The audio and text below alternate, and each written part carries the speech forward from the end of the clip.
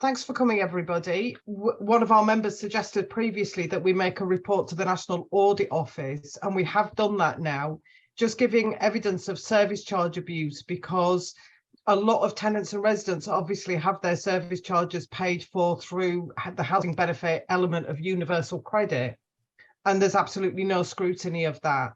And that's one of the reasons landlords have been getting away with it for so long, I think.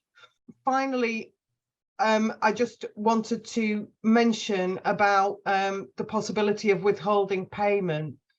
So one of the tactics that has proved really powerful has been, withholding either all or part of people's rent or service charge. And people have been using that in relation to their service charges, where they feel a certain amount of it is not justified. They've been withholding payment. We've got lots of stories on our website about people who have done that and used it successfully, either as individuals or as an entire estate.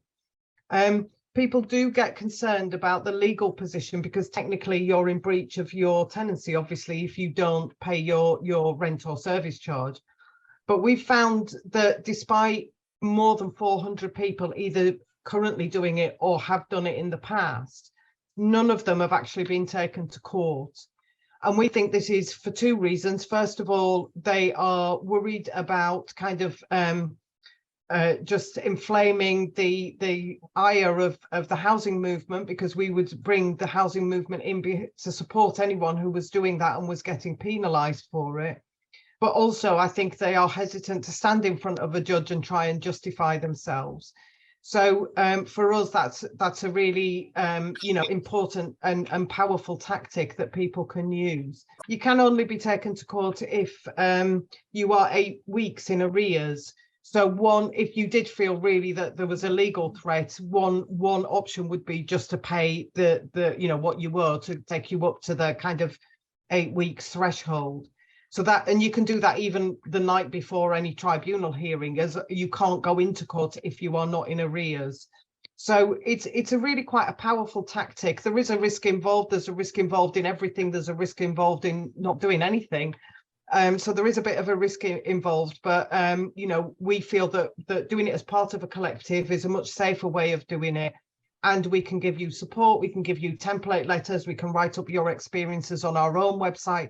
We can press release it. We can get stories into the press about why you've been forced to take that action. So, we are able to get quite a lot of publicity for it.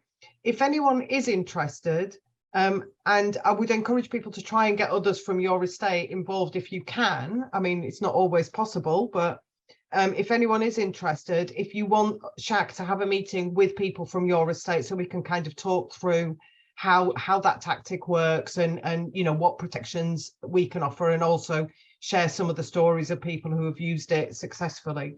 Somebody put in one of the comments, that this feels like one of those cases like you see with the sub postmasters or something like that, like everybody suffering individually all over the place and really struggling to pull together. And I think this is the same. I think this is a massive scandal. I think it's a scandal as big as the cladding scandal, only obviously without the kind of tragic deaths that we saw at Grenfell, but I think on a scale of, this abuse of people who were really, really powerless.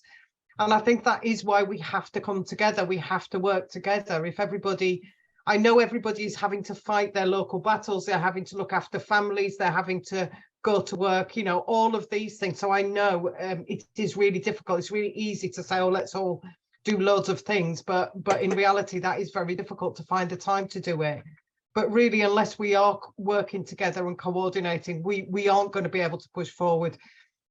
We are having some success in pushing government, but we're not complacent. We're not there yet. We're not and pushing the executives of the housing associations.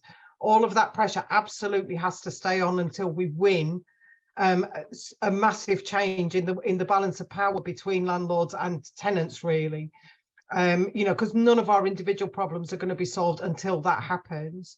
So that's a really important part of it. If you're not already a member of SHAC, I would really appeal to you to join up. I put the registration link in there.